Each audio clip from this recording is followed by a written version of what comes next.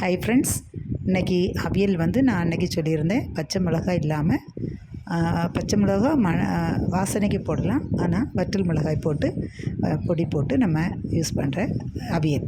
எல்லா வெஜிடபிள்ஸும் அதுபோல் யூஸ் பண்ணிவிட்டு தேங்காய், ஜீரகம், வற்றல் மிளகு எல்லாம் போட்டு நம்ம அவியலுக்கு அரைக்கிற மாதிரி அரைச்சி போட்டு கிண்டாமல் நம்ம பிளேட் போட்டு மூடி வச்சிடணும்.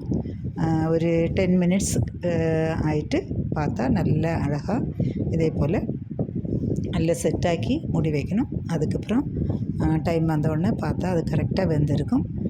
பாருங்கள், அவியல் நல்லா கரெக்டாக ரெடியாக இருக்குது. பச்சை வெளிச்செண்ணெய் ஊற்றி கறிவேப்பிலையெல்லாம் நேரமே போட்டாச்சு. போட்டு நல்ல ஒரு லைட்டாக ஒரு கிளறுனா அவியல் ரெடி. இது கலர்ஃபுல்லாக இருக்கும். பாருங்கள், அழகாக இருக்குது. பிடிச்சிருந்தால் லைக் பண்ணுங்கள், ஷேர் பண்ணுங்கள், கமெண்ட் பண்ணுங்கள், சப்ஸ்கிரைப் பண்ணுங்கள். தேங்க்யூ.